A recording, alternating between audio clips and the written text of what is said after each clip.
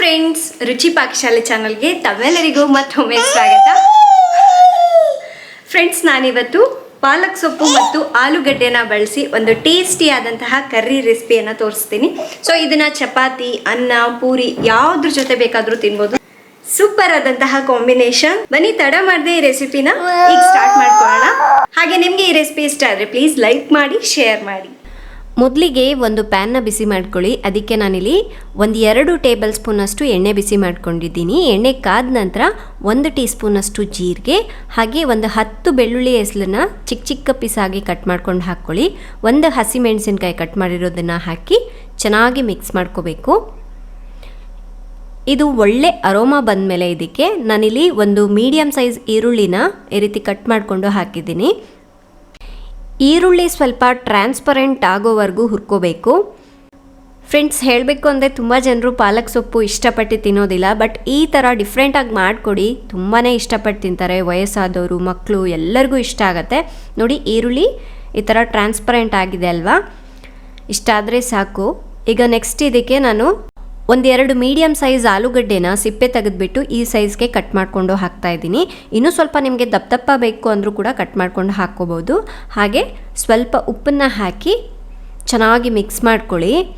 ಆಲೂಗಡ್ಡೆ ಬೇಗ ಬೇಯೋದಿಲ್ಲ, ಅದಕ್ಕಾಗಿ ಫಸ್ಟೇ ನಾವು ಎಣ್ಣೆಯಲ್ಲಿ ಬೇಯಿಸ್ಕೋಬೇಕು. ಇದ್ರ ಮೇಲೆ ಒಂದು ಮುಚ್ಚುಳನ ಮುಚ್ಚಿಟ್ಬಿಟ್ಟು 2-3 ನಿಮಿಷ ಬೇಯಿಸ್ಕೊಳ್ಳಿ. ಫ್ರೆಂಡ್ಸ್, ಈ ವಿಡಿಯೋನ ಕಂಟಿನ್ಯೂ ಮಾಡೋದಕ್ಕಿಂತ ಮುಂಚೆ ತಮ್ಮೆಲ್ಲರಿಗೂ ಒಂದು ವಿಷಯನ ತಿಳಿಸ್ಬೇಕು ಅನ್ಕೊಂಡಿದ್ದೀನಿ.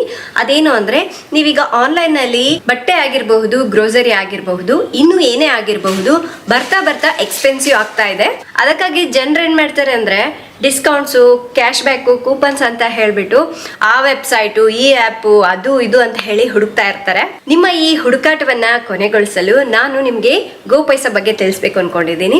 ಸೊ ನಾನು ಕೂಡ ಗೋಪೈಸಾನ ಬಳಸ್ಬಿಟ್ಟು ತುಂಬಾ ಹಣವನ್ನ ಸೇವ್ ಮಾಡ್ಕೊಂಡಿದ್ದೀನಿ.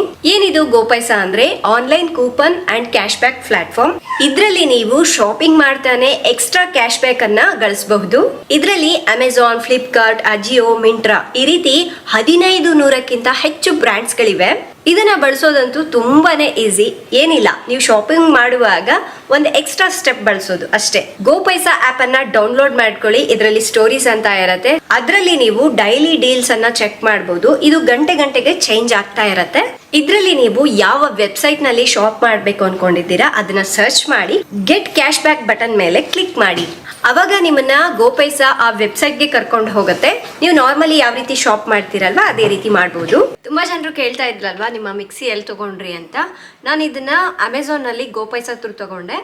ಇದಕ್ಕೂ ಕೂಡ ನನಗೆ ಕ್ಯಾಶ್ ಬ್ಯಾಕ್ ಸಿಕ್ಕಿದೆ. ನೀವು ಶಾಪಿಂಗ್ ಮಾಡಿದ ನಂತರ ನಿಮ್ಮ ಗೋಪೈಸಾ ಅಕೌಂಟ್ ನಲ್ಲಿ 1 ಅಥವಾ 2 ದಿವಸದಲ್ಲಿ ನಿಮ್ಮ ಕ್ಯಾಶ್ ಬ್ಯಾಕ್ ಅಮೌಂಟ್ ಅನ್ನ ನೋಡಬಹುದು. ಅದು ಕನ್ಫರ್ಮ್ ಆದ ನಂತರ ಅದನ್ನ ನಿಮ್ಮ ಬ್ಯಾಂಕ್ ಅಕೌಂಟ್ಗೂ ಕೂಡ ಟ್ರಾನ್ಸ್ಫರ್ ಮಾಡ್ಕೋಬಹುದು. ಗೋಪೈಸಾ ವೆರಿ ಟ್ರಸ್ಟ್ ವರ್ದಿ ಆಪ್. ಯಾಕೆ ಅಂದ್ರೆ 150 ಕೋಟಿಗಿಂತ ಹೆಚ್ಚಿನ ಕ್ಯಾಶ್ ಬ್ಯಾಕ್ ಹಣವನ್ನ ತನ್ನ ಯೂಸರ್ಸ್ಗೆ ಕೊಟ್ಟಿದೆ.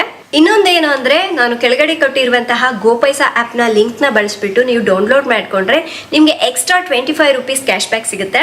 ಸೊ ಈ ರೀತಿ ಶಾಪಿಂಗ್ ಮಾಡುವ ಪ್ರತಿ ಸಲ ಈ ಒಂದು ಎಕ್ಸ್ಟ್ರಾ ಸ್ಟೆಪ್ ಅನ್ನ ಬಳಸೋದ್ರಿಂದ ನೀವು ಕಷ್ಟಪಟ್ಟು ದುಡ್ದಿರುವಂತಹ ಹಣವನ್ನ ಸ್ವಲ್ಪ ಮಟ್ಟಿಗೆ ಸೇವ್ ಮಾಡಬಹುದು. ಈಗ ಅದು ಅಲ್ಲದೆ ಫೆಸ್ಟಿವಲ್ ಬರ್ತಾ ಇದೆ, ನೀವು ಅದು ತಗೋಬೇಕು ಇದು ತಗೋಬೇಕು ಅನ್ನೋ ಮೂಡಲ್ ಇರ್ತೀರಾ ಅಲ್ವಾ. ಅಮೆಝಾನ್ ನಲ್ಲಿ ಗ್ರೇಟ್ ಇಂಡಿಯನ್ ಸೇಲ್ ಮತ್ತು ಫ್ಲಿಪ್ಕಾರ್ಟ್ ನಲ್ಲಿ ಬಿಗ್ ಬಿಲಿಯನ್ ಡೇ ಸೇಲ್ ಅಂತ ಹೇಳಿ ನಡೀತಾ ಇದೆ.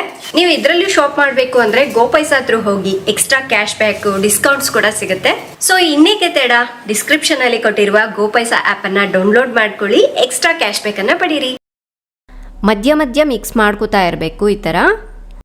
ಈ ರೀತಿ ಆಲೂಗಡ್ಡೆ ಸ್ವಲ್ಪ ಸಾಫ್ಟ್ ಆಗೋವರೆಗೂ ಬೇಯಿಸ್ಕೊಂಡ್ರೆ ಸಾಕಾಗುತ್ತೆ.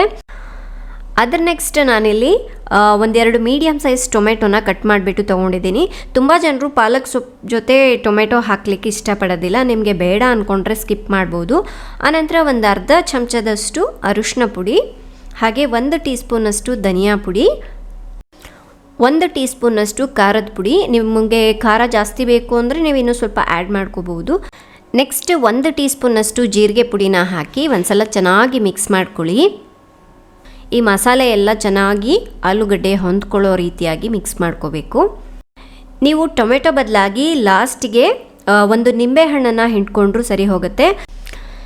ಟೊಮೆಟೊ ಚೆನ್ನಾಗಿ ಮೆತ್ತಗಾಗೋವರೆಗೂ ಬೇಯಿಸ್ಕೋಬೇಕು. ಇದ್ರ ಮೇಲೆ ಒಂದು ಮುಚ್ಚುಳನ ಮುಚ್ಚಿಟ್ಬಿಟ್ಟು 1-2 ನಿಮಿಷ ಬೇಯಿಸ್ಕೊಳ್ಳೋಣ. ಫ್ರೆಂಡ್ಸ್, ಇನ್ನು ಈ ಕರ್ರಿ ಅಂತೀರಾ ಚಪಾತಿ, ಪೂರಿ, ರೈಸ್ ಯಾವುದ್ರ ಜೊತೆ ಬೇಕಾದರೂ ತಿನ್ಬೋದು. ಸೂಪರಾಗಿ ಮ್ಯಾಚ್ ಆಗುತ್ತೆ. ನೋಡಿ, ಟೊಮೆಟೊ ಎಲ್ಲ ಚೆನ್ನಾಗಿ ಸಾಫ್ಟ್ ಆಗಿದೆ ಅಲ್ವಾ?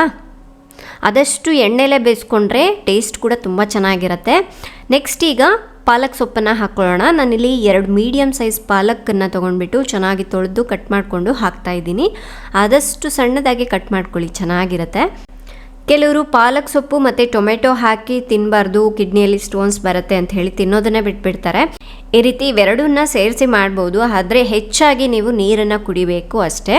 ನೋಡಿ, ಈ ರೀತಿ ಸೊಪ್ಪೆಲ್ಲ ಹಾಕಾದ್ಮೇಲೆ ಒಂದು ಸಲ ಮಿಕ್ಸ್ ಮಾಡ್ಕೊಳ್ಳೋಣ. ನೀರೇನು ಹಾಕ್ದಲೇ 1-2 ನಿಮಿಷ ಪಾಲಕ್ ಸೊಪ್ಪನ್ನು ಈ ರೀತಿ ಬೇಯಿಸ್ಕೊಳ್ಳಿ. ಆವಾಗ ಹಸಿ ವಾಸನೆ ಎಲ್ಲ ಹೋಗುತ್ತೆ. ಅದಾದ ನಂತರ ನಾನಿಲ್ಲಿ 1/4 ಕಪ್ನಷ್ಟು ನೀರನ್ನ ತೊಗೊಂಡಿದ್ದೀನಿ. ನಿಮಗೆ ಸ್ವಲ್ಪ ಗ್ರೇವಿ ಜಾಸ್ತಿಯಾಗಿ ಬೇಕು ಅಂದರೆ ನೀವು 1 ಅಥವಾ 1/4 ಕಪ್ವರೆಗೂ ನೀರನ್ನ ಹಾಕೋಬಹುದು.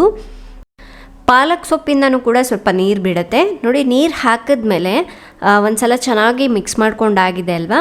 ಈಗ ಲಿಡ್ನ ಕ್ಲೋಸ್ ಮಾಡಿಬಿಟ್ಟು 3-4 ನಿಮಿಷ ಮೀಡಿಯಮ್ ಫ್ಲೇಮ್ನಲ್ಲೇ ಚೆನ್ನಾಗಿ ಕುದಿಸ್ಕೊಳ್ಳೋಣ. ಅದಾದ ನಂತರ ನೋಡಿ, ಪಾಲಕ್ ಸೊಪ್ಪೆಲ್ಲ ಚೆನ್ನಾಗಿ ಮೆತ್ತಗೆ ಬೆಂದಿದೆ ಅಲ್ವಾ? ಚಪಾತಿ, ರೈಸ್ಗೆ ಆದರೆ ಈ ಕನ್ಸಿಸ್ಟೆನ್ಸಿ ಚೆನ್ನಾಗಿರುತ್ತೆ. ಇಲ್ಲ ನಿಮ್ಗೆ ಇನ್ನೂ ಸ್ವಲ್ಪ ನೀರಾಗಿ ಬೇಕು ಅಂದರೂ ಇವಾಗಲೇ ನೀರು ಹಾಕಿ ಕುದಿಸ್ಕೋಬೋದು.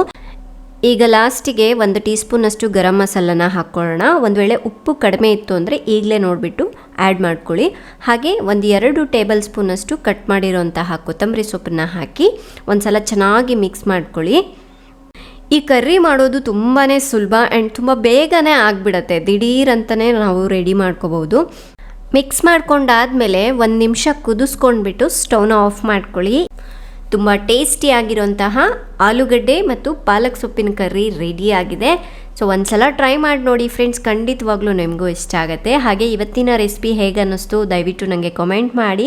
ಈ ರೆಸಿಪಿ ಇಷ್ಟ ಆದರೆ ಪ್ಲೀಸ್ ಲೈಕ್ ಮಾಡಿ, ಶೇರ್ ಮಾಡಿ. ನಾಳೆ ಇನ್ನೊಂದು ಹೊಸ ರೆಸಿಪಿಯೊಂದಿಗೆ ಮತ್ತೆ ಸಿಗೋಣ. ಅಲ್ಲಿವರೆಗೂ ಟೇಕ್ ಕೇರ್, ಬಾಯ್.